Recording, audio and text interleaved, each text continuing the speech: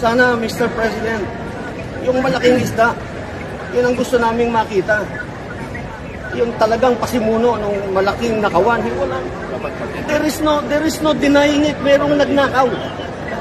Anong problema nyo? Bakit kayo, yung mga iba dyan nagbubulag-bulagan, yung mga kasamahan nyo sa Senado, sa Kongreso, bakit pinagtatakpan nyo?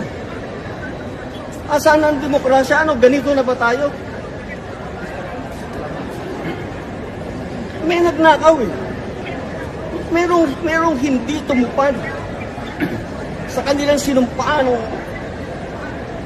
duty sa bayan, para sa taong bayan, para sa bayan. Bakit hindi yun ang habulin? Bakit yung mga lumalaban para sa katarungan, para sa mga walang boses na namatayan dahil sa baha?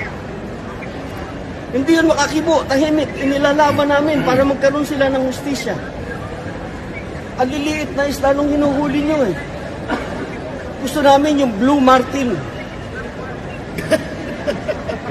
Di ba? Ano tawag? Blue Marlin. Blue Marlin. Hindi pala Blue Martin. Blue Marlin pala. Joke lang po, joke lang.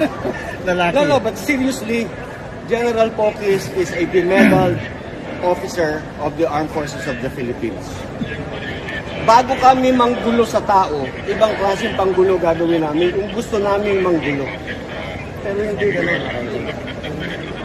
So maraming salamat po. Tulungan nyo na lamang po kami sa aming paghahanap ng katarungan para managot ang tunay na mananagot. Nung araw ang ingay-ingay ninyo sa pananagutan eh. Eto na ngayon, pananagutan. Bakit tahimik kayo? Yes. Di ba? Laban tayo. Salamat po. Maraming salamat. Laban tayo. Nandito na ang laban.